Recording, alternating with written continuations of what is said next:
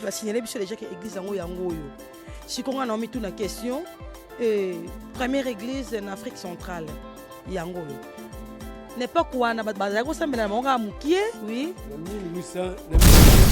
Voilà. Parce que l'eau est bichou, les site touristique mobimba. Exactement. Alors, et c'est de la paix boyée. Il faut qu'il y ait quand même. Et qu'il va transférer le 30 octobre 1929 à Kinshasa. Ok. Et Nabilo Yango boyoki. Yabiso yango yo oyo eza biso na biso suka ya makambo eleke bandeli mesiko yo nde tango na biso lelo eza lelo don't have to wait till tomorrow poto kende liboso tia kondima likolo na nyoso pomo ya kolobiza te mingi ya kolobiza te.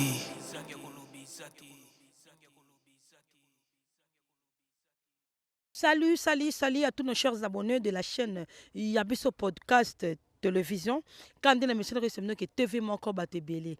Oui, je sais bien que boza ebélé devant ma poste télévision na bino au bozolanda édition na biso ya mokola lelo. Oui, c'est bien moi votre humble servante Prudence Ngimbi, la petite aux yeux à la taille acceptable.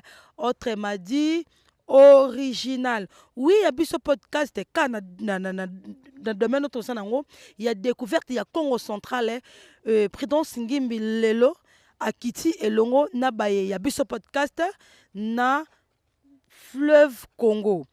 Tokiti moi muketo meka mukeko solo na ba pêcheur to yeba musala ngosala maka ndenge nini puisque l'édition liboso to monaki mbisi kuna na wenze ya fisher sikoyo to sepela ki pe lelo to kita et pas ya ba pêcheur kaka na idéologie ngo ya découverte na boma.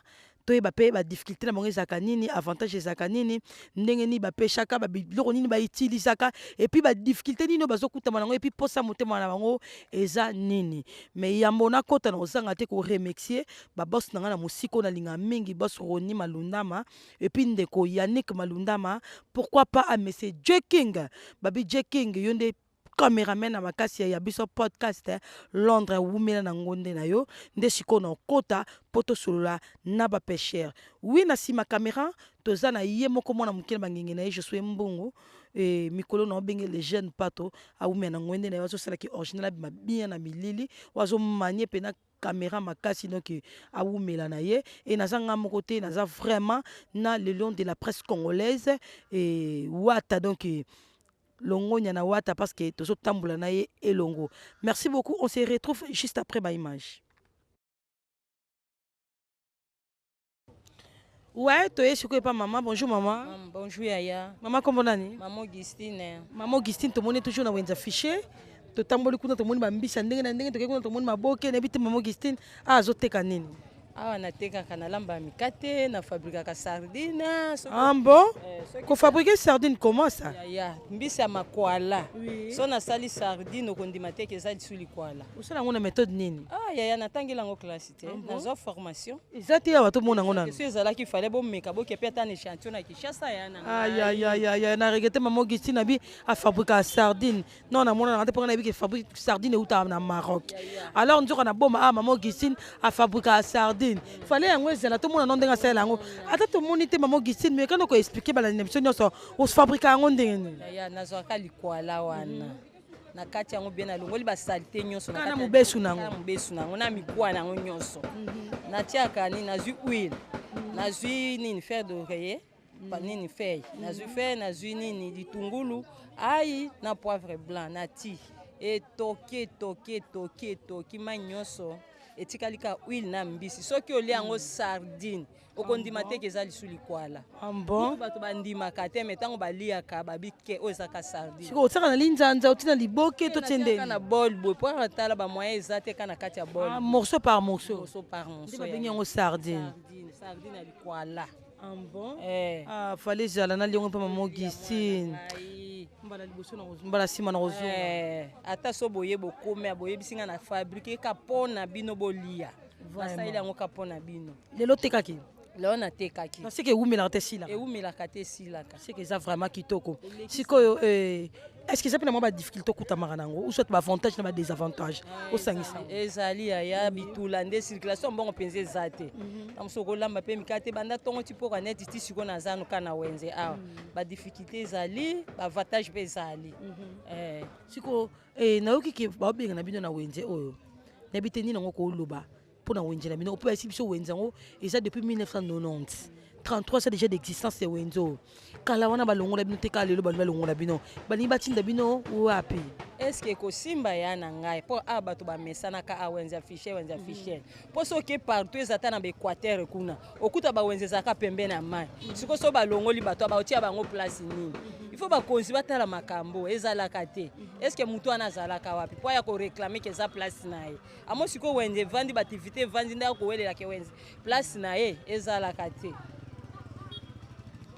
nini yango kooloba na bakonzi ya mboka mpo na wenze epuis mpo na chaîne oyo euti kinshasa eyo ofilme bino en tout cas mpo na chaîne oyo euti kinshasa oyo baza neti banonga na bote na sepe na mosala kitoko bosali eza chose facile te ke mwana mwasi na bajeune boye bakende na baambiance te me baye kosala mosala eza important mpo na mboka batiki kinshasa distance ya molai baye na boma bamisi esacrifie corps et âme nzambe na mawa nzambe na ngola batela no bango na mission na bango nyonso esila na kimia mpe soki bakozonga bazonga na kimia me naoza na posa bakolo chaîne oyo bapesa bango baplume d'encouragement mpo eza mosala makasi banda bakotaki wenze affichiere koloba na koloba ti siko ere bazaka na wenze affichiere il faut kotala makambo gouvernement na biso kotika bato abote na kati ya mboka toza na posa ke mboka na biso ekenda liboso ezaka bapaya baya na mboka na biso te kotala no peshe bachinois baobénéficie na mboka na biso na bambisi ya mboka na biso bachinois baolia mbongo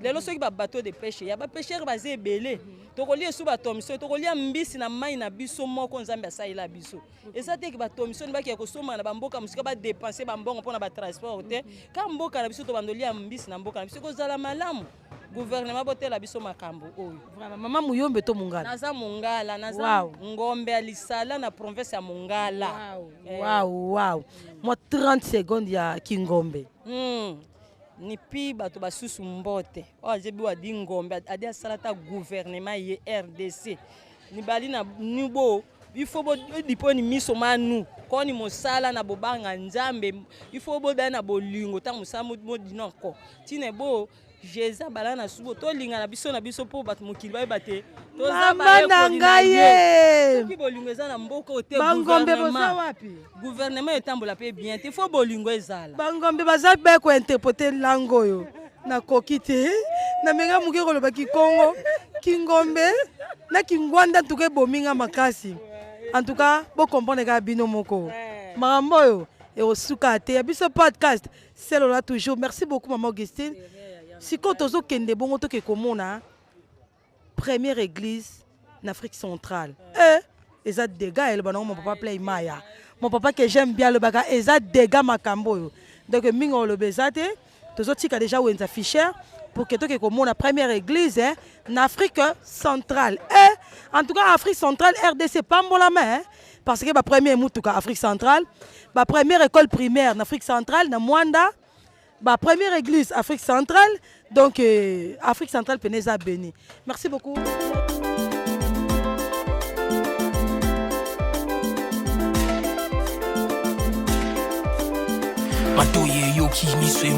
Le voilà, cher internet, tu côté bongo siko, tu comme bongo na première église en Afrique centrale. RDC Pambolama, RDC Peneza béni, puisque na kati RDC tout le monde a première école primaire en Afrique centrale na Mwanda tout le monde a première voiture awa na boma to esi ko na première église koka moi même si cette église est na kati to kota pour que tout le monde ngo na cadre ka nezara ya découverte. Merci beaucoup. Voilà to koti bongo na kati to ya mon église ngo ba si ba signaler biso déjà que église ngo yango yo si ko nga na mi tout na question première église en Afrique centrale yango yo n'époque wana bato bazaka kosambela na bango mukie bato bazaka mukie na RDC to ndenge nini to na guide makasi wa accompagner biso tina kati totala nde ya expliquer biso malamu koleka ngai Merci beaucoup. On a avancé vers Guide Nangaye. Bonjour papa. Bonjour maman. Papa comment nani? Papa Jean-Paul. Papa Jean-Paul, guide Makasi, Nakata, Naboma, Oyo Laksabiso, première église en Afrique centrale. Quand on a le Balibanda qui RDC Pena et Pambolama. Puisque à la RDC, on a la première école primaire. On a Mwanda, Toye a tout mon première voiture. On n'a pas mes fichiers. Et puis, à la première église. Nous comprendre la raison pour laquelle nous avons défendu la Pena RDC na Bébélé. Est-ce que tu as kota? Maman. Ok, merci beaucoup. Notre organisation guide Nabiso, tu as kota na kati église, tu as kota na nani nango, et ça kota na kati. Waouh, nous avons déjà un panneau publicitaire, hein? Et puis nous avons un kala makasi depuis quelle année? Oh, depuis 1890. 1890. En tout cas, nous avons la makasi ba mathématicien Nabiso, ba mathématicienne. Na obino nes bozo landa chaîne oyo bon ba de beta pena calcul mbang botini nga ba réponse on na ba commentaire de 1890 à 2023 combien d'années botini langa na ba commentaire to utina okuna de 1800 ndakuana mais c'est fichel et puis to moni mutuka na ya 1886 à to na 1890 bo beti langa pena ba machine mbangu oui na 1890 et par pièce par pièce en tôle et pièce par pièce c'est que ezaka na apaya awa ezaka na nganda 7m ba mindele ba pesi flèche et ko kola awa tango yo kola awa batali étant à fleuve na mpepe fleuve après ba chasi église oyo awa. C'était en quelle année? Na 1990 le 10/5 1990. Na comprendre madame Omingité. Église o ezaki awate. Ezaka awate. Oui. Ezaka liboso avant ba midele baya. Ezaka liboso na nganda 7m. Oui. Na place o wuti po tala première partie. Oui. Ya peut-être ba midele ba komo tambola ba tali dirance ya fleuve na mupepe. Tant ba pesi flèche ngoyo koyela awa. Siko flèche ba pesa ki pour ba luke sika OK place ko koya place ba poser église. Oui. OK. Donc il y a un des gens qui va reposer en 1890. De va poser en 1890. Le 5 février 1890. Nde eyaki awa. Siko sike kuna ezaka na neni? Bon kuna ezaki na 1847. De 1847 à 1890 ba mathématicien, ba mathématicienne. En tout cas, bon manifester vraiment dans Yabiso podcast. Botia ba commentaire, bo pesanga ba réponse ya ba dates oyo pour ba découverte ba nulle part ailleurs. C'est que en 1990 fondation ngone bodomo na fondation. Après tant sénateur Jacques Mbadou Situ ayeko di minongo na 2010 pour éthique comme monument. Tant Jacques Mbadou ayeko di minongo na 2010 il y a des monuments pour les bâtiments les bandes, oui, monument la première église Afrique centrale, PA RDC. Donc, il y a 1945 au lobby? Oui, 1947. 1947, donc, si on comprendre bien, première église Oyo, et où qui kuna côté affiché. Côté affiché, donc, église en Nanganda CPM. Nanganda CVM. Donc, église et bandela qui kuna na 1847. Et batala qui n'est au bord du fleuve, moi mon pépé banini, ba beti flèche et au kwe a autre na cathédrale La cathédrale. De la cathédrale. Ba beti flèche et au kwe awa. Et na 1890 quand on a ba mathématicien pour peut une réponse combien d'années après et y a na cathédrale mais ezaki un peu vaste. Le quoi ezaki église moko ya kala, ba sali modification église wana mususu et puis ba yo mona ki ba diminuer ango etika la loko la monument.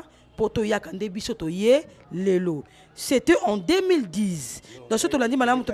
Oui, oui. Ce que tu as dit, madame, République démocratique du Congo, province du Bas-Congo, diocèse de Boma, et cathédrale Notre-Dame de la Somption, première cathédrale de la RDC et Afrique centrale. C'est bien écrit. Inaugurée en 1890. Réhabilité par le sénateur Jacques Mbadou Ntsitu en 2010. En tout cas, bravo et pas à M. Jacques Mbadou. Je ne sais pas, Azali, en vie ou comment? Non, Jacques Mbadou a Koufa. Jacques Mbadou a Koufa, en tout cas, paix à son âme. Il y a un réhabilité qui en haut. Nous avons commis le pour biso yako visiter. Merci beaucoup et total liboso na biso kuna. Tozo mona batu moko awa na yebite baza banani. To meka muke kotala. Na biso bino chaîne eza chaîne moko de référence. Et puis ça biso toujours des informations vraies, des informations réelles. Donc information boye nulle part ailleurs kaka na biso podcast. Na moni papa na biso na bite mais c'est na bite eza ba profession Mosengo Mbuka Monseigneur Mbuka di Kwanga Cyprien. Monseigneur Mbuka Cyprien Azanani Azapexket évêque émérite de Goma. Aza père hein? Oui. OK. Azapère plus Azaki évêque il y a diocèse de Boma. Akoufa déjà tonné. Non Azali. Aza un bon moi. Oui, à quoi comme à peu près dans ma âge ni. Bon, à peu près à l'exemple déjà 50 ans dans la vie des soldats là, en 1972 à 2022. Donc il y a régné qui en 1972 et puis en 2022. Donc si on comprend bien, balobi Monseigneur Mbuka, il a régné 50 ans. A régné qui de 1972 à 2022 donc et à Longwaki en 2022 donc c'était l'année passée. L'année passée ndé azaki sous na place té. Mais si on a lelo à quoi comment na âge nini? Ah lelo bena na évité maman. À cause déjà 90 ans. Bon, non pas 90 ans bah 80. Bah 70 quelques à 80. Donc bah 70 quelques à 80 précisément pendant tout ça na date n'a été normale et tout le monde a régné 50 ans. Et tout de l'autre côté tout le monde a père Mbuka Cyprien 1972. Ah on a nos jeunes. Ah ouais. Kaka. Ah on a nos jeunes père. Tant que jeune père a quelque temps na poto na Vatican. Après na Vatican qu'on a qui conseiller à Vatican à pape. À l'époque pape Jean-Paul II. OK. Oui. OK. Et puis on a quand on a kuna tondene. Nous avons cru à l'amour. 1 Jacques 4:16. Je sais pas hier mon roca tondene. Oui, les nouveaux évêques, Monseigneur José Claude Mbimbamba, a ordonné le 27 juin 2001, à côté de l'évêque, nouveau évêque. Il y a actuel, donc si tu connais comme ça. Les lotis qui sont pendant le premier évêque qui a Boma. Depuis 2001. Donc évêque depuis 2001, il y a Boma, il y a yo. Bobeta calcul mathématicien toujours de 2001 à 2023. Na moni weza non facile hein. Ata bana ya 6 ans, 5 ans, ba ko pesa biso réponse ya oh mais na commentaire toujours. Merci beaucoup et église Oyo na habité bat basanga na sou awate et tika non ka le quoi statut ton deni parce que na moni ba kiti na moni cher awa na habité est-ce que basaka ba kiti matinal ba réunion ba nini ton deni. Bon ba kiti que normalement weza ka réunion renouveau réunion de elenga mwinda elengo de groupe K na ba réunion mususu nde bakoma awa mais na kala na ba 1800 wana ezalaka juste kaka oyo to oyo ezaloko ba créaki na 2010 ezalaka toujours en tôle kaka nde tozomona to ezalaki en bois to ndenge nini n'époque wana toujours en tôle. OK statut nango yo tomona awa to yango te no statut ya nouveau.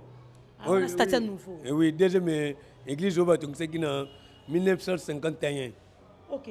Merci beaucoup en tout cas Mingor Lobeza tende to lobaka kamato eyoki misu emoni na omona pe de l'autre côté ba photo. Na moni o photo na ebité mo explication pour na ba photo oyo. Bon, o ba photo yo ba nouveau ba ancien ba père oya kala bangonde banongo pesa messe awo. Église to omona o yango yo. Oui. OK. Église kaka yango oyo kaka oyo antol yango bozomona yango oyo na ba be ya kala tout ça na ba bandimi ya kala oyo batu mwindu. Donc si on comprend bien et église yango to beta lisolo église yango nde yango yo mais ba préciser biso te a ezaki na année nini mais comme mon ngo déjà ndeka tozo mona donc église à kala poto mona ba papa na biso maman na biso nde ba s'habiller donc ezo mona na penza eza ya kala makasi donc on dirait ça des années ba année 1800 on a zo mona photo oyo et puis de l'autre côté na zo mona on dirait yango kaka soko tali o comprendre place yango ndenge ezalaki nabité papa na biso guide église wana ezana no kuna au bord du fleuve ou soit wana c'est combien on est comme déjà donc si on comprend bien ezaka entre 1890 hein 1900 comme ça ba photo de 1890 à 1900 tant église est comme sika on a toute cathédrale no batonia ngote nouveau et puis de l'autre côté tout le monde un peu photo yango kaka donc ezaki un peu vaste mais ba commission ngo ka moi Mouki, mais toujours avec le même église. Et puis de l'autre côté, Kotoyo, Namoni, si face na ya pemene nenge zalaki mais na kati na mon kan église ango. Non. Je sais pas si avant que tant histoire na petit vino tant que zakana ngana 7m. Et le ngona ngana 7m, ale bayoko plakango nenge image ngo wana. OK, merci beaucoup. Donc ceux qui comprendre bien, église ango ici que zaki na nganda 7m kuna yango yo. Ezaki au bord du fleuve Congo. Yango nde tamba moni mu pepe leki nde batinda yango awa na kati ya cathédrale. To moni awa Congo belge Belching Congo yango na kaka boma on est qui je sais pas si c'est qui wallon ou qui néerlandais je sais pas mais to moni église yango tant ezaki kuna au bord du fleuve Congo. Et puis yango peka lisusu o munene nango wana mukie nango. En tout cas un grand merci. Un grand merci papa na biso guide. Merci beaucoup puisque Nandela na yonde to comprendre mieux que les kangai. Papa expliquait biso et fait quoi ça sikoyo ou aleka kala sala qui 50 ans. Batali biso ba photo bisi que église où te au bord du fleuve Congo et puis to moni église yango awa na kati ya cathédrale. Siko tozo bima to ke komona première résidence ya gouverneur ya Ville Boma. Nathan Belge. Ah ba découverte à Boé, nulle part ailleurs. Car on a biso podcast, on peut s'abonner massivement. Toi on a besoin de commentaires, bon liker et puis moi ba remarque na bino et aussi la biso bien. Merci beaucoup papa guide. Non, non, pas merci. Merci beaucoup on a tozo bima na biso, tozo bima et jaki de découvrir première église d'Afrique centrale. Siko tozo kene na première résidence il y a gouverneur ya Ville Boma Nathan Belge. Linga kolobezati otemezate moi misale monani linga kolobezati uti musika esel to komi linga kolobezati ya kolobezati linga kolobezati ya biso yango oyo eza biso na biso suka ya makambo eleke bandeli mesiko yo ndetango na biso lelo eza lelo don't have to wait till tomorrow poto kende liboso tia kondima likolo na nyoso po mosika to uti nini te to moni na nyoso to sali me kondi me koli forever grateful I'm counting my blessing by way do I begin kozeleki mingi likolo na seko lekaba ute bandeli sito benga mabalongi always give thanks for the life I'm living the coming is like I'm watching a movie soki na kanisi bola mula yo elekela kangai osali ya kokamo odu wa give in exchange. Merci beaucoup cher internet kande to lobaki tozo chité déjà siko to komi bongo na résidence ya premier gouverneur, il y a Congo central. Moi, je pensais que premier gouverneur, il y a Boma, excusez-moi. Or, il y a premier gouverneur, il y a Congo central Mobimba, résidence na Yangoyo. Mais tout ça, nous vraiment na papa nanga pembe na ko se présenter et puis il y a expliquer ngo biso malamu mingi ko le kangai. Bonsoir papa. Bonsoir maman. Kombo nani papa? Kombo nangai Justin Panzumbambi. Papa Justin Panzumbambi. Chef de sous-station, il y a RTNC Boma et attaché de presse, il y a Mairie Boma.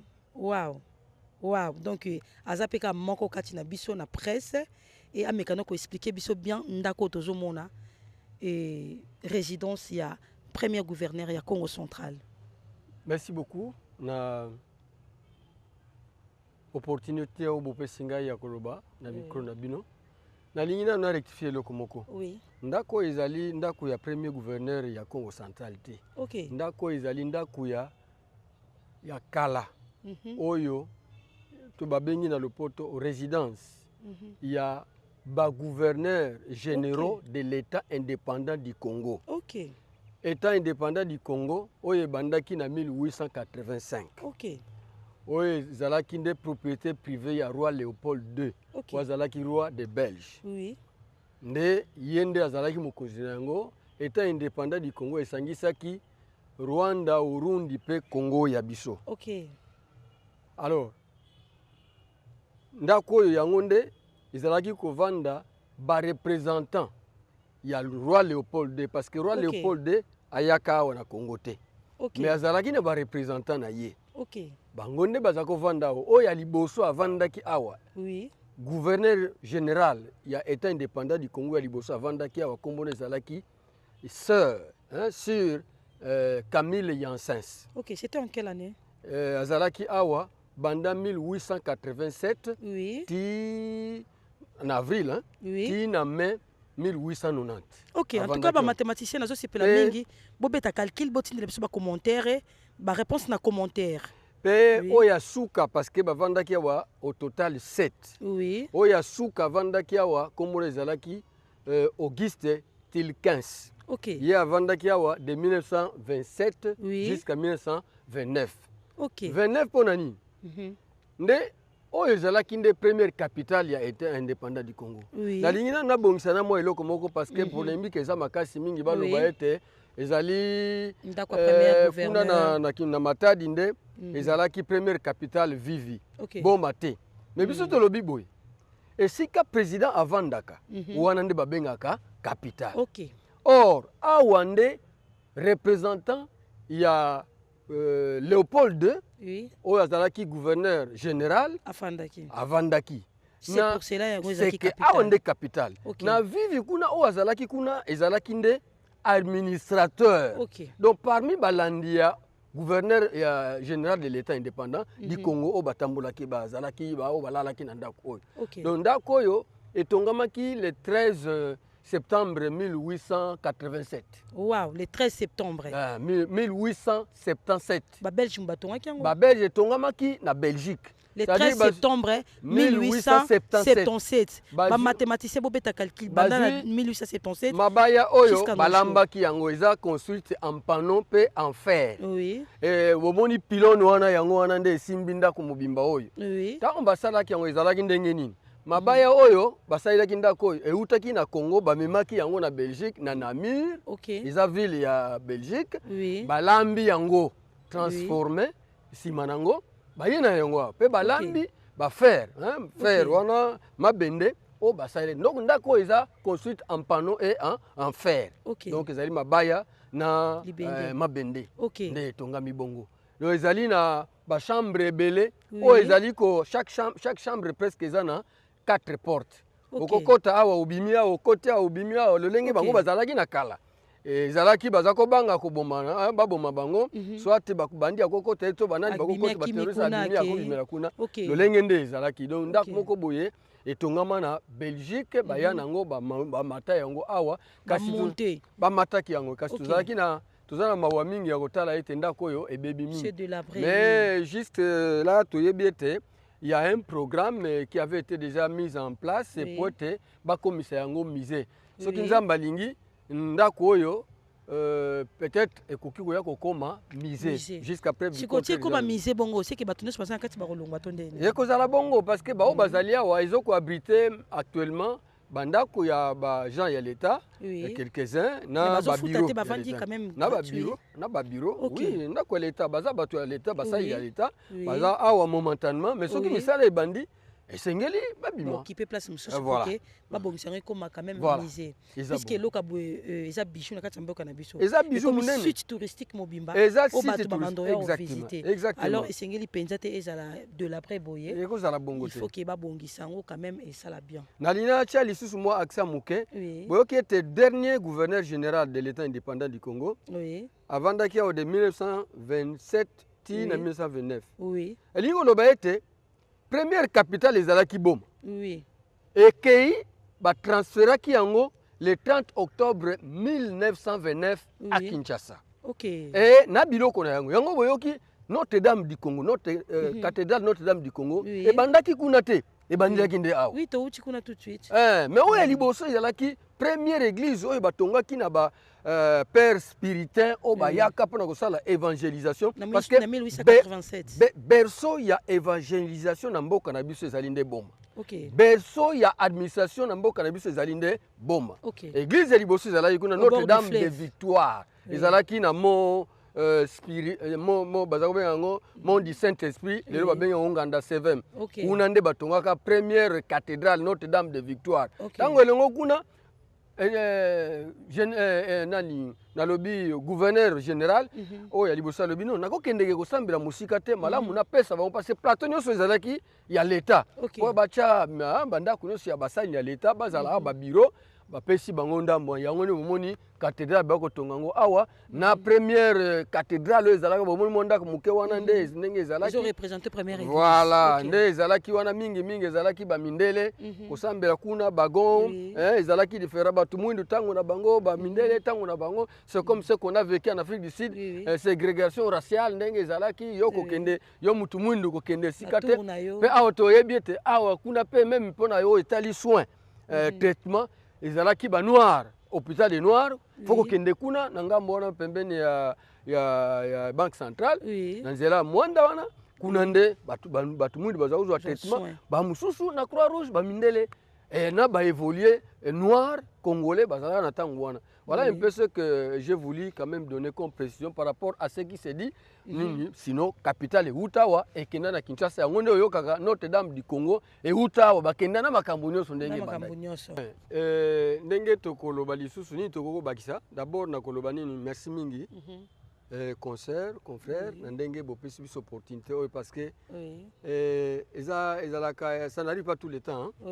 Eza makambo nzambe moko bomisaka na ebaki te ke le tokokutana boye.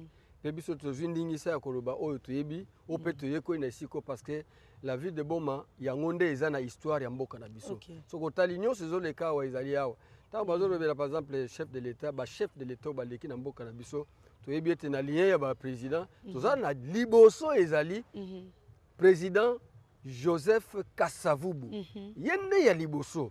Quand on parle de président, il faut commencer d'abord par Joseph Kasavubu, Tokeina, Joseph Désiré Mobutu Kukungwendu Wazabanga, Tokei, Powana Izalaki, parce que nous devons savoir que première législature Izalaki, il y a Joseph Kasavubu. Deuxième république, il y a première république Izalaki Kasavubu. Oui, et deuxième république Mobutu. Mobutu, premier président d'Isaïr.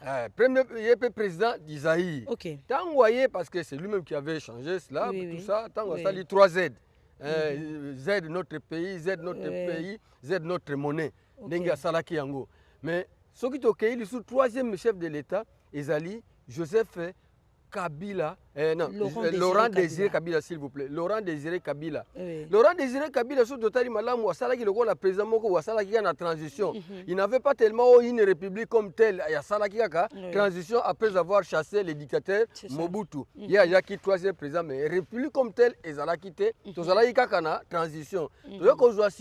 Joseph Kabila, Yende a une 3e république avec des législatures Oyo à Salaki. Parce que nous devons quand même donner la précision na bateau balingaka ko déranger histoire après si yango ndenge wana première 3e république avec des législatures au Salaki oya ye mandat na ye ya liboso pe ya mibale yende 4e président de notre pays tokei lelo tozaina Félix Antoine Tshisekedi Tshilombo Fachi Beton ye azali 5e président o azali 2e président.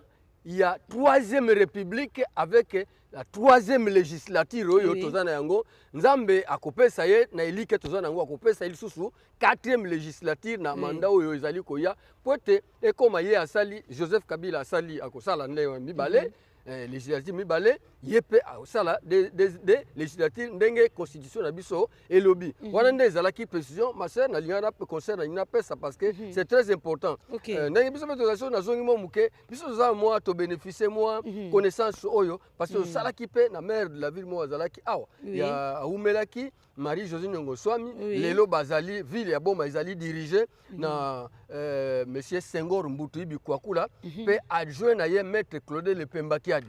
Alors oyo maire azali boso awa lakisaki biso atambolaki mingi na makambo oyo alobaki mingi ayebaki mingi makambo ya mboka oyo toyekoli pe mingi nsima na ye yango nde toza na yo nde lokola na zaboyi nga navandi na ndako oyo naza pe na ndako oyo parmi baoccupant ya ndako oyo nazali na ndako oyo donc nazali kolala na ndako oyo ya ba gouverneur généraux de l'État naza kolala na chambre gouverneur général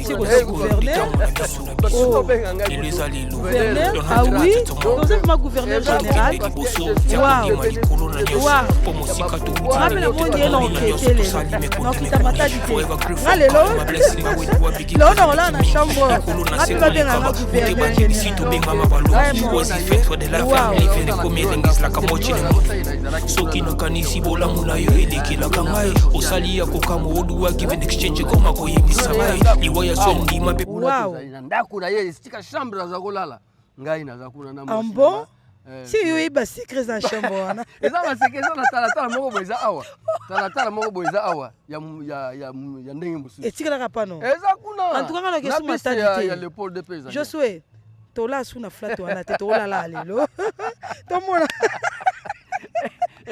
ngafuna ta misu nanga tala na kitalatala wana namona noso na omona nini en tout cas un grand merci nasepeli makasi poso okende eza te mais talaka mosala yo moko oyebi donc mission de service po toleka c'est ça aussi tobongisaki mpo na bandeko bakoya ekufeli te eza mbala liboso mais c'est ça voilà ok merci beaucoup en tout cas et mingi olobi eza te tolobaka tozwi information claire et pas ya papa na biso et a expliquer biso mieux koleka ngai moninga kuna yebaki malamu te mais na vraie précision et pas ya papa na biso to ka longonya mutamayele les sages na bange makasi donc aumi ya ngwende na to chité déjà un grand merci na batunyo so disposer ki batana bino pour na kolanda édition na biso ya mokola lelo en tout cas ya biso podcast to tamboli mo ba différentes sortes villes lelo to na ville ya Boma mais to quitter déjà ville ya Boma pour na okende na Matadi et tout ça la continuité jusqu'à ce que te kozonga na Kinshasa. Un grand merci quand notre bana batu nyonso o bo disposer ki batana pour na édition mokola lelo. Un grand merci na ba chef na nyonso on alingaka mingi et c'est ka nga votre humble servant de Prudence Ngembe la petite Ozebe à la taille acceptable autre m'a dit original et na sima caméra to zaki na Josué Mbongo et moi na mukina bangengene na zo bengele jeune pato mikolo de ki yene mtazo sala ki original na bien na bilili. Merci beaucoup et to kutani bongo n'édition zali koya.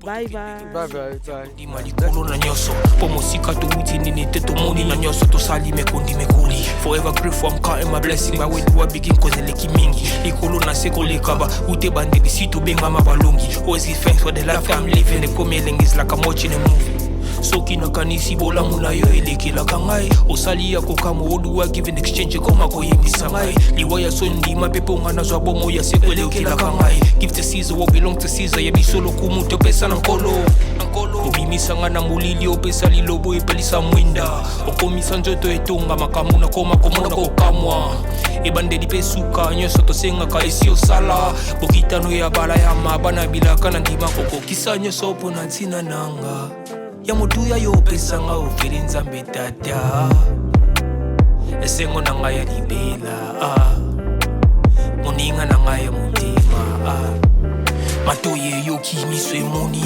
minga koloba eza te motema eza temoi misala emonani minga koloba eza te touti mosika essentiel tokomi minga koloba eza te ya koloba eza te minga koloba eza te matoye yoki miso emoni minga koloba eza te motema eza temoi misala emonani minga koloba eza te touti mosika essentiel tokomi minga koloba eza te ya koloba eza te minga koloba eza te.